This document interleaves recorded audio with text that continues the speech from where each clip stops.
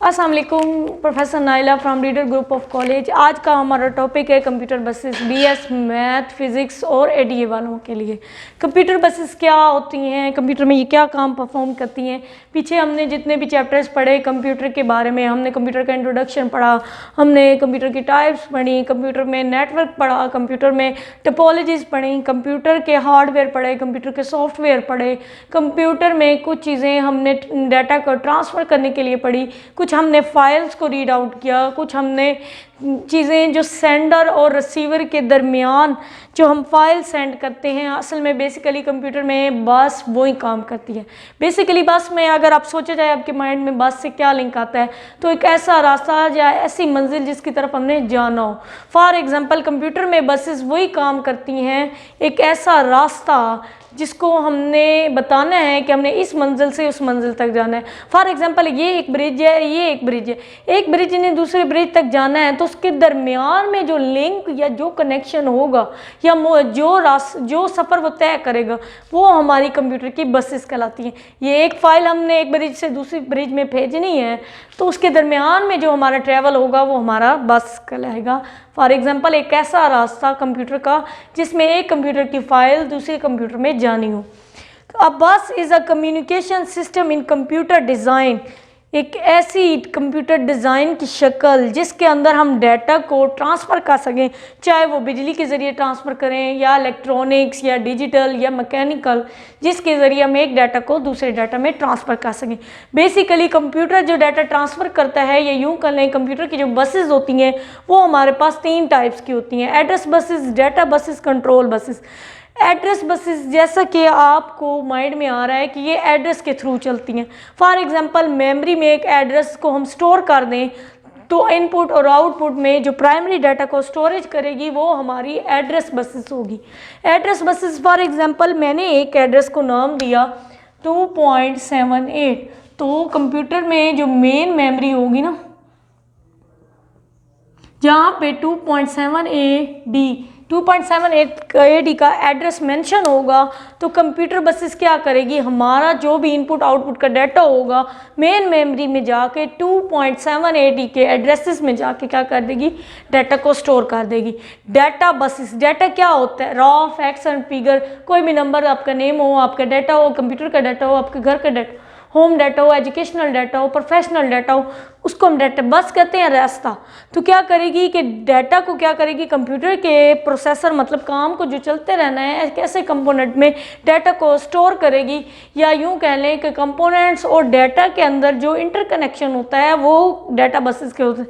Data buses हमारी वो होती हैं जहाँ पे हम डाटा को, एक डाटा को दूसरे डाटा के अंदर ऐसे स्टोर करते हैं, या कंप्यूटर के अंदर एक ऐसा कंपोनेंट है जहां हम डाटा को जाके क्या करते हैं, स्टोर करते हैं, या एक ऐसा लिंक खोलते हैं या एक ऐसा रास्ता तलाश करते हैं जहां हम डाटा को स्टोर कर सकें।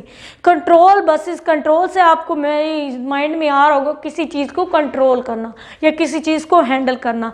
तो ये क्या करेगी कंट्रोल में, अगर हम एक फ़ाइल दूसरे कंप्यूटर में फ़ाइल को भेजेंगे तो क्या करेगी, उसके सबसे पहले उसकी परफॉर्मेंस कंट्रोल करेगी, उसकी स्पीड कंट्रोल करेगी या ट्रांसफ़र स्पीड कंट्रोल करेगी, और मोस्टली इम्पोर्टेंट उसके सिग्नल चेक करेगी कि सिग्नल के ज़रिए हम कैसे एक डाटा को दूसरे डाटा में ट्रांसफ़र कर सकते हैं। तो ये क्या करेगी, कंट्रोल करेगी सिग्नल प्रोसेसर को फ्रॉम अदर कंपोनेंट्स। यानी एक कंपोनेंट्स अगर सिग्नल भेज रहा है, फॉर एग्जांपल ये देखें ना, ये एक कंप्यूटर है, सेकेंड ये एक कंप्यूटर है, ये डाटा को क्या कर रहा है, ये सेंडर हो गया, तो ये क्या हो गया, रिसीवर हो गया।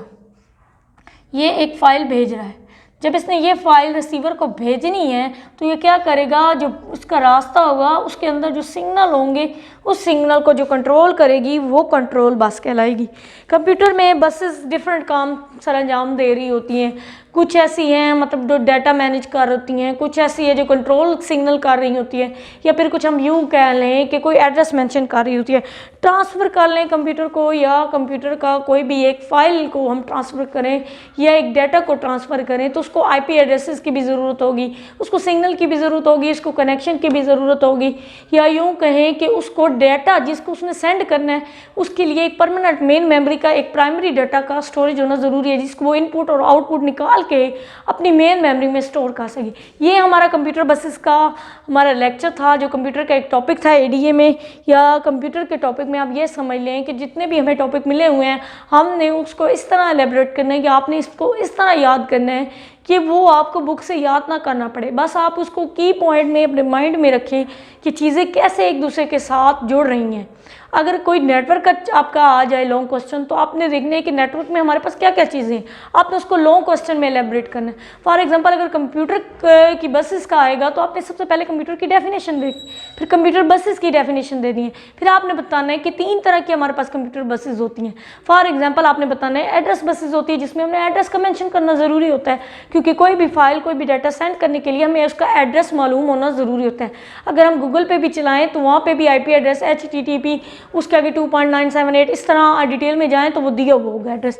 डाटा बसेस का आपने बताना है कि पहले तो हमारे पास डाटा होना ज़रूरी है, जिसको फॉर एग्जांपल एक फाइल होना ज़रूरी है जिसको हम सेंडर रिसीवर को भेजेगा और रिसीवर उसको रिसीव करने के बाद उसको रिस्पॉन्स देगा, तो ये दोनों चीज़ों का डाटा का भी होना ज़रूरी है। फिर हमारे पास सिग्नल, उसकी परफॉर्मेंस, उसकी स्पीड, या एक सेंडर ने दूसरे को अगर कोई डाटा भेजा है तो रिसीवर का रिस्पॉन्स आना ज़रूरी है, ताकि रिस्पॉन्स आएगा तो उसे पता चलेगा कि हमारा जो रास्ता था वो अपनी मंजिल तक पहुंच गया। अगर रास्ता मंजिल तक पहुंच गया है तो मंजिल वाला भी आगे दोबारा वापस अपने रास्ते से आएगा जहाँ पे उसने स्टार्ट किया है। तो इन कंप्यूटर बसेस में इन चीज़ों का जानना बहुत ज़रूरी है। ये था हमारा कंप्यूटर बसेस का लेक्चर। इंशाल्लाह नेक्स्ट लेक्चर के साथ फिर आपको होगा। अगर आपको किसी भी लेक्चर में किसी भी चीज़ में कोई मुश्किल आ रही हो तो आप अपने व्हाट्सएप ग्रुप में या मुझे मैसेज कर सकते हैं, मैं आपको इसका जवाब ज़रूर दूँगी। इसके अलावा किसी भी टॉपिक में आपको कोई मुश्किल हो तो आप ज़रूर बताइएगा। थैंक यू, अल्लाह हाफ़िज़।